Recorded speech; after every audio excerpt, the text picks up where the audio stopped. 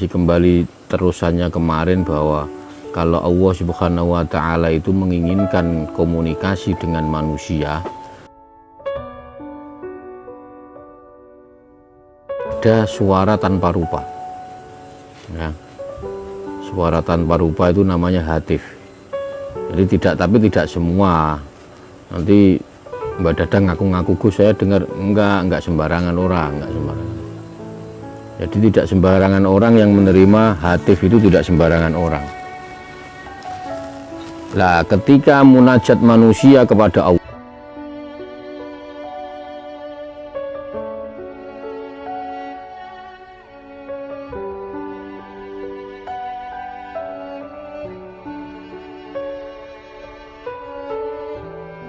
zikir, doa, macam-macam. Nah ini al-munajat, ini munajatnya Ibnu Athaillah kepada Allah Subhanahu wa Ta'ala. Ilahi anna al-fakir fi ghinaya fa kaifa la akunu fakiron fi fakri. Ilahi, wahai Tuhanku, anna al-fakiru fi inab fi ghinaya fa kaifa la akuna. Wahai Tuhanku, ana utawi ingsun, al-fakirul fakir. Wahai Tuhanku, saya ini itu miskin fakir ya. Fi ghinaya, di tengah kekayaanku. Dia itu kaya saja, kita itu kaya saja fakir, apalagi miskin tambah.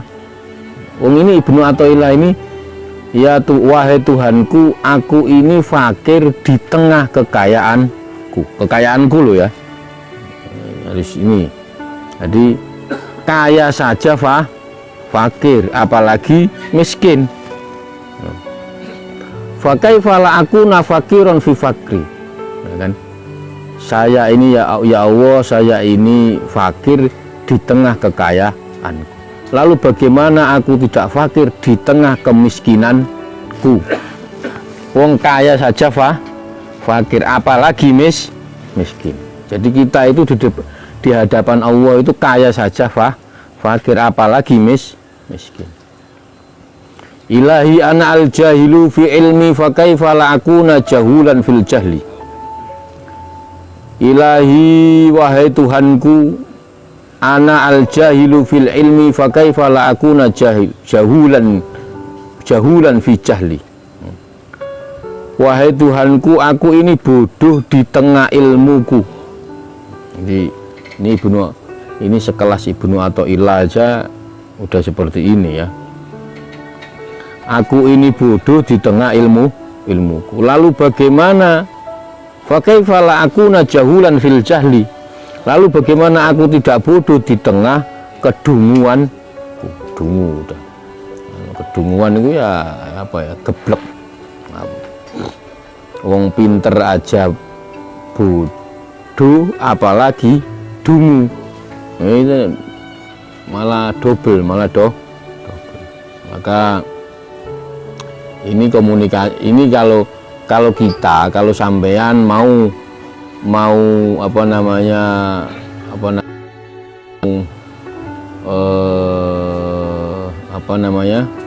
komunikasi atau Anda akan ingin munajat kepada Allah Subhanahu wa Ta'ala, kita itu harus mengakui dulu satu, bahwa kita ini makhluk yang lemah. Kita ini tidak bisa apa-apa. Kita ini itu harus kita akui dulu kalau mau. Kalau nggak mau ya repot. Saya sering, doa Anda ingin dikabulkan oleh Allah Subhanahu wa Ta'ala, maka Anda berdoa itu harus mengakui ketidakmampuanmu. Itu. Maka saya sering istilahkan, seandainya dulu Mbak Dadang kaya, terus miskin, terus nanti mau kaya lagi, sebentar lagi nih mau kaya, berarti takdirnya Allah Mbak Dadang kaya.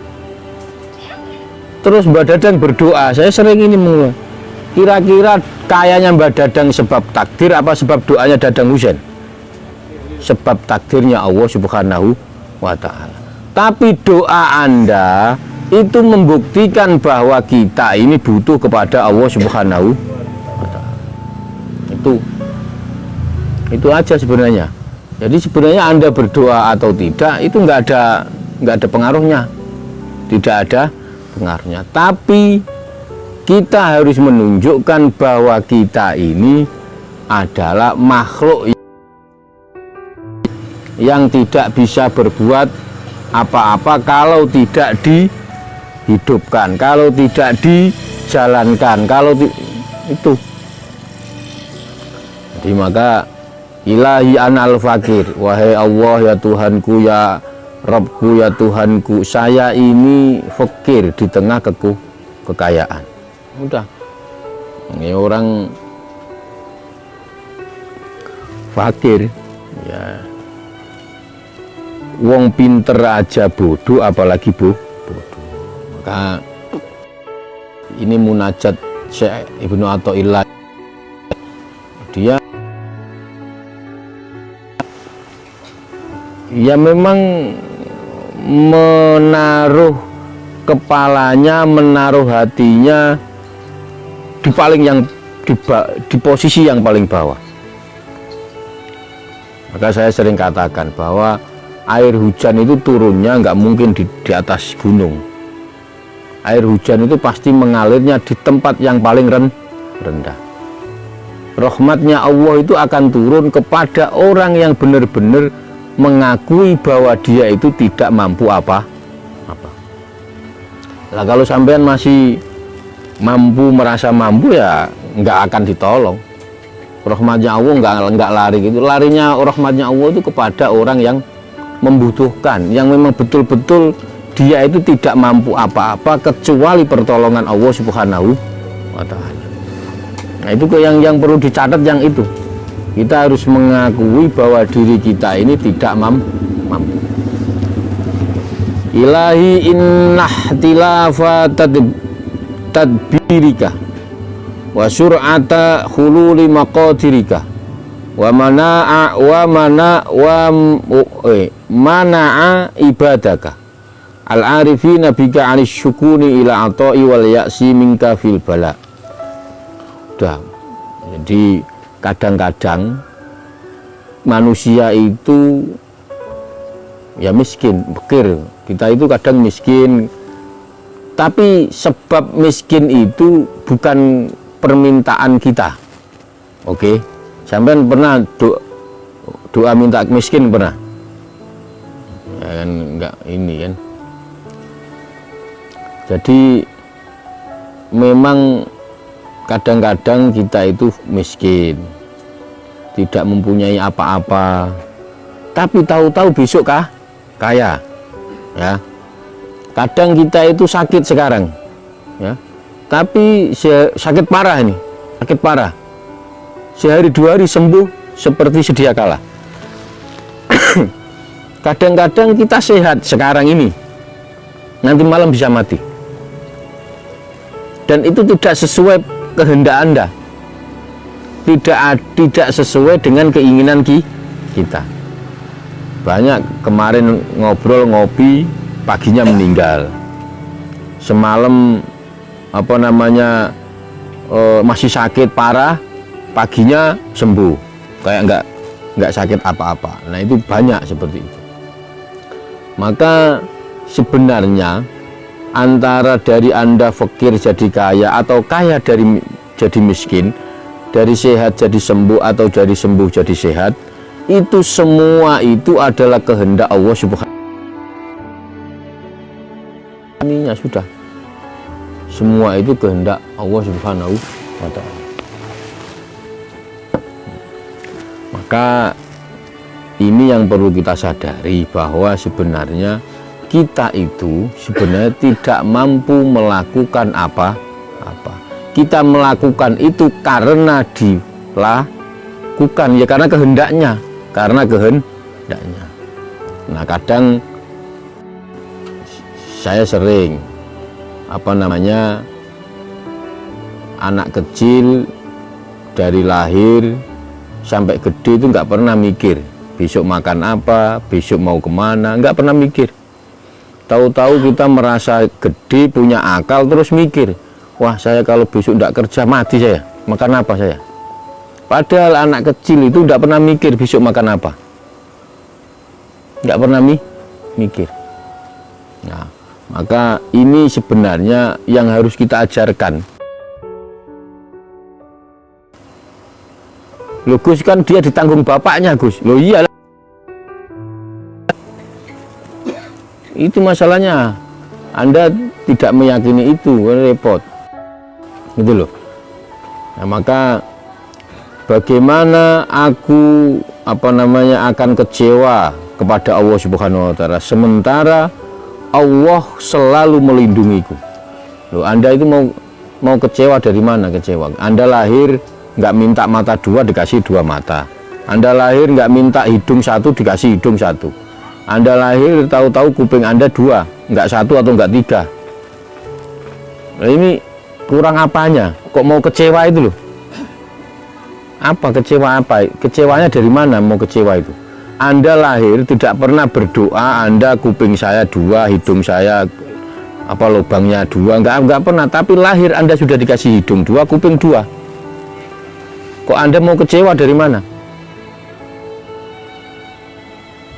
Betul. Maka ini yang perlu kita sadari, bahwa semua itu kehendaknya. Ya udah, kita tinggal menjalankan saja apa yang Dia perintahkan, apa yang Allah perintahkan. Contoh kayak kemarin, bahwa loh, sampean punya anak nakal, walaupun senakal-nakalnya anak, itu pulang tetap dikasih makan. Apalagi anak sampean nurut, pandai, pinter, masa kira-kira makan yang biasanya satu piring jadi dua piring nggak dikasih? Orang yang tidak menyembah Allah saja dikasih makan, apalagi yang lu iya. Lu kok kita nggak percaya itu bagaimana? Orang yang tidak menyembah Allah saja dikasih makan, apalagi kita ini yang menyembah Allah. Masa nggak dapat makan? Nggak masuk akal. Contohnya kayak tadi, anak itu senakal-nakalnya anak, ketika pulang minta makan tetap Anda kasih makan. Itu yang paling nakal, yang bikin rese, suka tawuran, kena narkoba, macam-macam, itu Anda masih kasih makan. Apalagi anak Anda itu pinter, nurut, sekolahnya ranking 1, masa minta makan 2 piring nggak dikasih? Nggak mungkin itu pasti nggak mungkin. Berarti orang tuanya agak sengklek kalau memang bener. Oh iya, ada anaknya nakal dikasih makan, anaknya pinter tidak dikasih, maka itu berarti orang tuanya agak sengklek. Maka orang yang manusia yang tidak menyembah Allah saja dikasih apalagi kita yang menyembah Allah, yang sholatnya rajin, yang zakatnya keluar, yang sedekahnya rajin, yang puasanya, masa nggak dikasih? Nggak mungkin. Itu tidak mungkin. Nah, biasanya itu karena ketakutan kita. Nanti begini, kita itu kadang sombong terlalu ini. Saya besok harus makan ini, ininya terlalu banyak. Planningnya itu terlalu banyak. Boleh Anda planning, boleh, tapi ujung planning itu harus Anda tafwid. Maksudnya semua yang kita planning ini ya harus kita pasrahkan kepada Allah Subhanahu wa Ta'ala.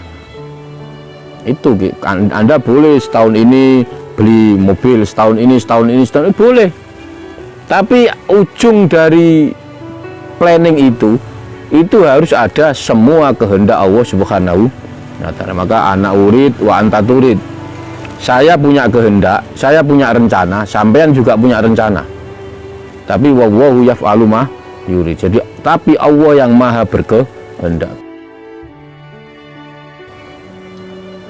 Ini catatan kita sebagai orang Islam, orang mukmin itu, ini catatannya, bahwa iman itu harus memang benar. Selama ini kita mengucap asyhadu alla ilaha wa asyhadu anna Muhammad, itu hanya di mulut, hati dan perilaku jujur aja sama, semuanya sama.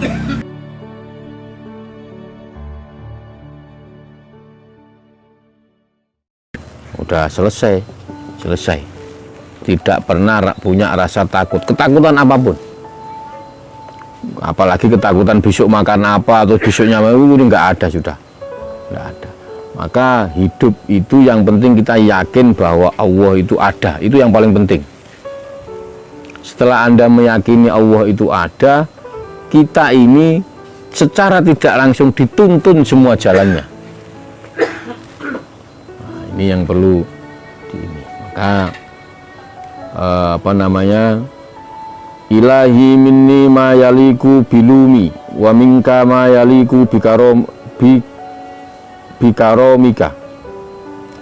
Ilahi duh pangeran kula, wahai Tuhanku, minni ma yaliku bilumi wa minka ma yaliku bikaromati.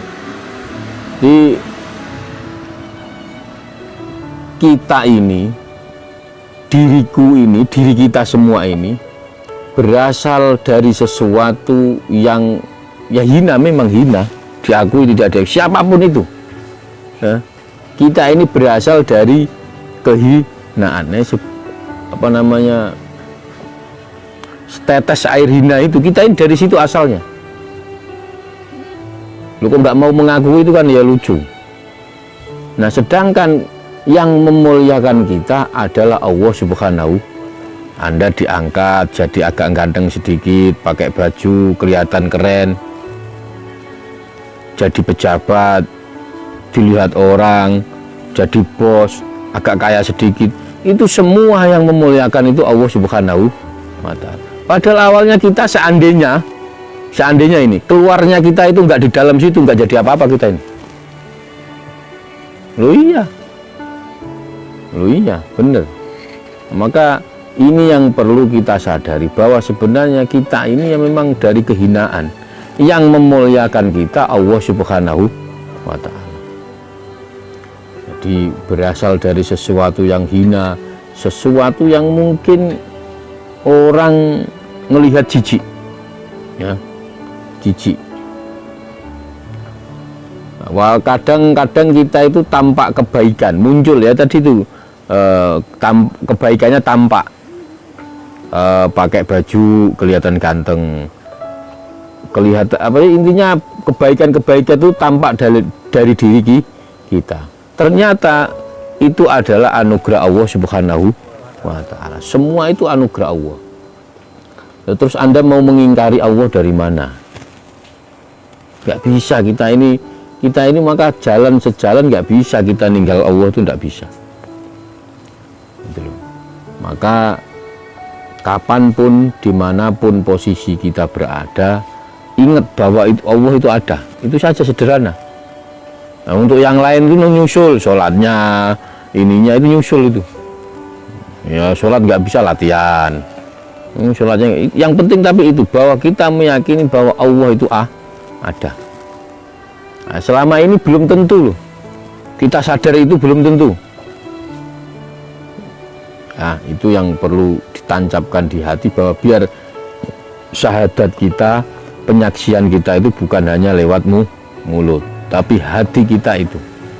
Hati kita sudah ada. Walaupun perilaku kita, perbuatan kita belum. Ya, belum. Nah, tapi mulut dan hati Anda jalan. Maka ternyata semua itu dari kemegahan kita, dari kekerenan kita, martabat kita, itu semua ternyata atas jasa Allah Subhanahu wa ta'ala. Nah, jika tampak keburukan kepada kita, ya wajar, memang kita ini tercipta dari sesuatu yang hina. Kita dimuliakan, kita ini itu oleh Allah Subhanahu wa ta'ala, atas berkat jasa Allah Subhanahu wa ta'ala. Maka dari ketika diri kita ini nampak keburukannya, ya berarti keadilan Allah itu ada. Ini maka yang perlu kita tancapkan pada diri kita. Asyhadu alla ilaha illallah itu benar-benar di hati, bahwa saya bersaksi tidak ada Tuhan yang wajib disembah kecuali Allah. Jadi kata-kata lafal la ilaha illallah itu saya sering ngomong ini, la ilaha illallah itu hurufnya 12. Sering ngomong kemana-mana, ini hurufnya 12. 12 itu dibagi 2, 66.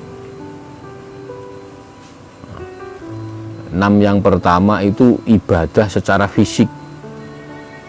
Sholat, zakat, puasa, haji, jihad. Itu zakat, itu ibadah secara fisik kelihatan. Anda sholat kelihatan, Anda puasa ya kelihatan.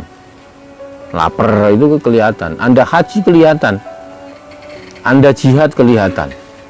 Itu ibadah secara fisik. Lah yang 6 lagi itu ibadah secara tersembunyi, nggak ada yang tahu. Sabar, ikhlas, nggak ada yang tahu. Nggak ada ikhlas, saya ikhlas, nggak ada. Ikhlas itu nggak ada yang tahu. Sabar, ini nggak ada yang tahu, urusannya hati. Maka itu 6 setelah itu adalah amal hati. Maka nggak bisa beda-beda. Kalau Anda fisik Anda jalan seperti itu, Anda sholat, ya nggak tahu sholat Anda tujuannya apa, yang tahu cuma sampean. Anda sedekah, yang tahu sedekah tujuannya apa ya cuma sampean. Anda puasa, yang tahu puasa tujuannya apa ya sampean. Saya puasa siapa tahu, saya haji, saya sedekah siapa tahu, yang tahu cuma ini. Orang lain tidak bisa menghukumi itu, yang tahu cuma sampean. Nggak bisa orang lain, kamu puasanya nggak serius, nggak bisa. Karena yang tahu niat puasa ya hanya kita. Maka ini dilatih hatinya, harus mulai sekarang ya harus tancap bahwa di hati ini ada, saya bersaksi bahwa tidak ada Tuhan selain Allah. Mungkin Tuhan kita bisa uang, bisa duit, bisa anak, bisa istri, bisa. Nggak sadar kita ini. Mungkin uang Tuhan kita itu diri kita sendiri. Kita menuhankan diri kita sendiri. Keinginannya apa, semuanya maunya diturutin.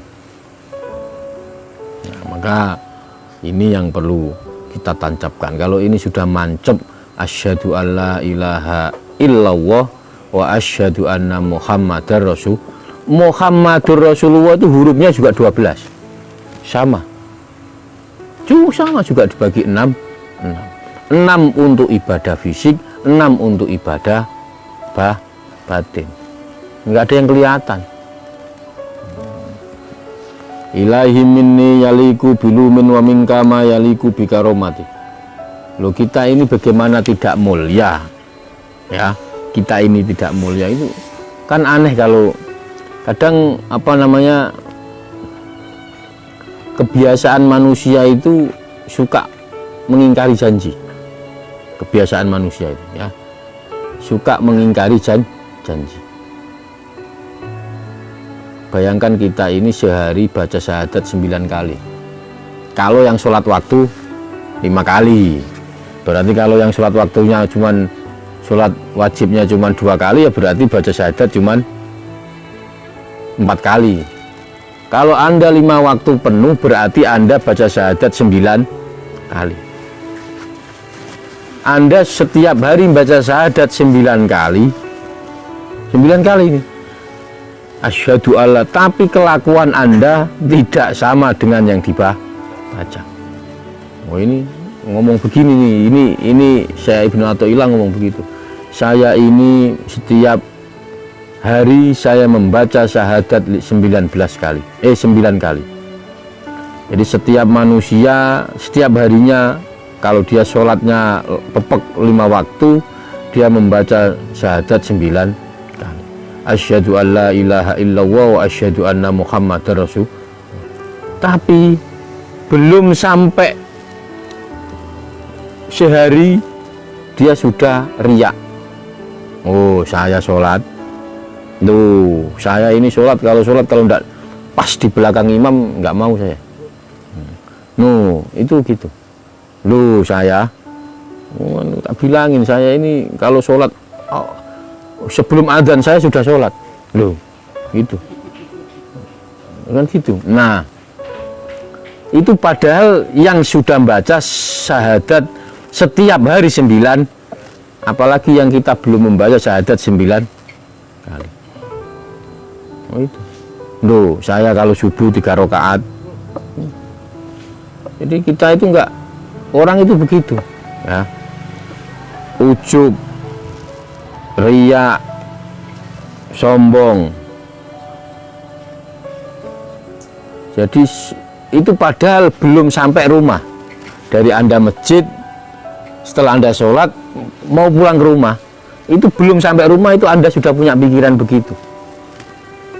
Loh saya pasti datang ke masjid, ke masjid. Ketika pulang, itu di jalan itu sambil saya ini, tetap saya yang nomor 1 masuk surga nanti. Yang lain-lain ini belakangan itu. Ayo coba dadang hujan gitu. Nanti lama-lama lah begitu. Wah, yang masuk surga cuma saya. Kok nggak takut kalau masuk surga sendirian itu? Nggak ada yang nemenin gimana coba? Maka ini juga penting. Maka kalau ini yang sudah jelas setiap hari syahadat 9, apalagi kita yang belum. Yang sholat kita baru duhur. Kok duhur? Ya maghrib doang lah, maghrib. Isya, subuh, isya ketiduran, subuh kebablasan, duhur sibuk pekerjaan, asar udah capek, maghrib ya udah habis sholat maghrib tidur sudah. Nah, ini yang 9 kali baca syahadat saja masih begini. Masa kita ini enggak, ya kita harus pelan-pelan. Maka minimal sholat 5 waktu itu dijalankan. Karena nanti itu yang jadi nomor 1 pertanyaan di sana itu sholat. Yang lain-lain itu pertanyaannya belakangan. Anda pernah maling, Anda pernah melakukan dosa apapun, itu tanyanya belakangan. Nanti Anda pernah sedekah 1 miliar itu nanti, Anda pernah zakat 1 miliar, 10 miliar itu nanti ditanya. Anda pernah melakukan kebaikan apapun, itu pertanyaannya belakangan. Yang pertama ditanyakan itu sholat. Nah, itu udah minimal gitu, kesan pertamanya baik.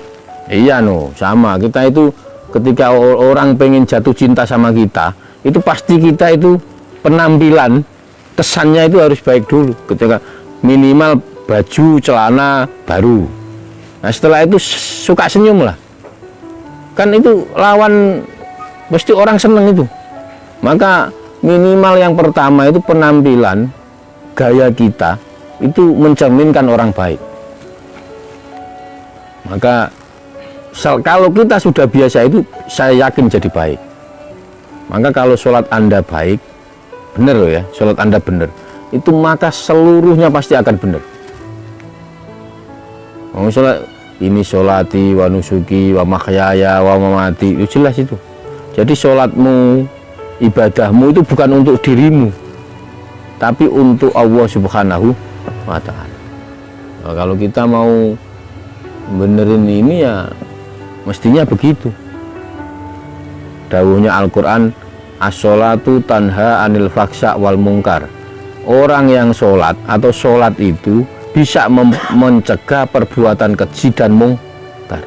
Tapi banyak orang yang sholat tapi masih keji dan mungkar. Berarti sholatnya yang niatnya nggak bener. Paham? Maka itu yang perlu kita garis bawahi. Tapi yang paling penting kita latihan sholat dulu sudah. Maksudnya gimana ya? Pokoknya dengar adzan jalan. Pokoknya duhur latihan. Kalau nggak begitu nggak bisa latihan. Karena nanti yang ditanya pertama oleh Allah adalah sholat. Sholatmu bagaimana? Amal-amal baikmu yang lain-lain belakangan. Dosa-dosamu yang semuanya dosa-dosa kita ini yang pernah kita lakukan, kok ternyata sholat itu kita lolos, dijamin semua lolos. Maka udah itu, yang dulunya pernah macam-macam lah ya. Itu kalau sholat Anda lolos, semuanya lolos. Karena orang itu pasti melihat kesan pertama. Kita mau nikah atau kita mau nyari mantu sama. Kesan pertama pasti oh saya mau punya mantu, coba lihat, oh sopan santunnya bagus, akhlaknya bagus. Itu pasti dilihat dari situ. Oh cantik. Itu kayanya belum loh, kayanya. Kaya terus ini belum, tapi minimal kesan awalnya itu baik. Maka sholat itu perlu, ya paling penting. Maka itu yang perlu kita latihan mulai sekarang ya. Ilahi wasofta nafsaka bil lutfi wa ra'fati bi qalbi. Ilahi wahai Tuhanku, wasofta nafsaka,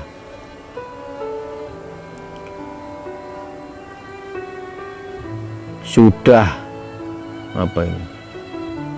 Sudah menyipati Allah atau Allah Subhanahu wa taala nafsaka ing zat panjenengan bilutfi dengan banget alusi. Jadi Allah Subhanahu wa taala itu mensifati dirinya latif, yang maha lembut. Wa ra'fati bil qalbi, dan maha belas kasih ya kepada hambanya. Jadi Allah itu menyifati zatnya itu adalah Allah yang maha lembut, ya latif, yang maha belas kasih ya. Qabla wujudi du'fi afatam nauni. Jadi Allah itu mensifati dirinya itu maha lembut, maha belas kasih. Sudah ya. Berarti kesalahan apapun kita, ini kesalahan apapun kita di dunia ini selesai kalau sudah Allah itu keluar maha pengampunannya. Anda mau punya dosa kecil sampai besar, itu kalau Allah turun dengan maha ampunannya, maha latifnya, maha lembutnya, dosa segede apapun hilang. Loh, ini Allah yang mencipati, bahwa Allah itu mensifati zatnya dengan maha lembut, dengan maha Rahman Rahim. Jadi sebesar apapun maksiat yang pernah kita lakukan, kalau Allah nanti datang dengan maha Rahman Rahimnya, semua dosa ampunan itu lenyap. Maka sampai tidak perlu takut, Gus saya dulu pernah berdosa ini, tidak perlu takut. Nggak perlu nanti gimana ya saya, nanti masuk, enggak. Maka kadang orang mau ikut ngaji malu, mau sholat ke masjid malu, itu begitu rata-rata itu begitu. Saya mau ke masjid enggak malu mau ke ini itu.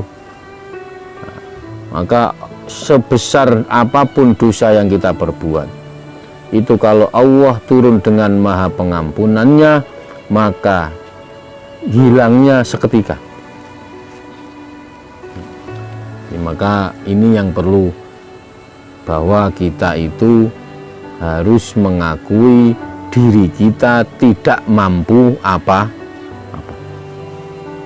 Kalau kita itu masih merasa, saya sekarang ini kan karena kita merasa mampu, sekarang ini bisa jalan, bisa makan sendiri, bisa apa-apa bisa sendiri.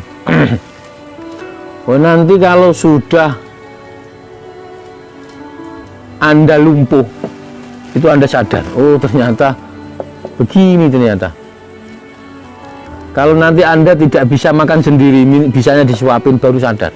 Kita itu karena masih merasa mampu, walaupun miskin. Jalan masih mampu, makan sendiri masih mampu, mata masih melihat, kuping masih mendengar. Ini karena kita ini masih merasa mampu. Nanti kalau kita ini kan masih sekarang itu baru sekedar mikir soal ekonomi saja, gimana besok anak sekolah, itu aja, berkutatnya masih soal itu aja, sama semuanya. Ini gimana ini untuk ekonomi kita biar naik, ekonomi itu masih itu seputar itu. Nah gitu. Kita belum menyadari ternyata kesehatan itu lebih penting. Kesehatan itu lebih penting. Nah, ini mungkin ya. Jadi mulainya jam berapa tadi? Jam 9, setengah 9 ya. Jadi bahwa tancapkan dalam hati kita bahwa la ilaha illallah itu benar-benar la ilaha illallah, tidak hanya diucapkan, di hati dan di perbuatan. Maka yang namanya iman itu di hati Anda meyakini, di mulut Anda mengucapkan, di laku, di badan Anda melakukan, di perbuatan ini. Ya benar, kalau perbuatan kita la ilaha illallah ya nggak mungkin melengsih ya, nggak mungkin ya, jalurnya nggak mungkin, tetap di atas rel itu sudah. Kalau hati Anda dan mulut Anda itu, maka ilahi in dhahartul mahasinu minni, sebenarnya Allah itu yang menampakkan kebaikan kita.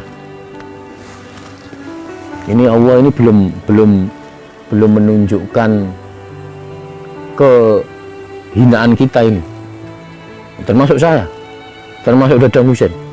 Kalau Allah itu sudah menampakkan kehinaan manusia, berbaliknya cepat.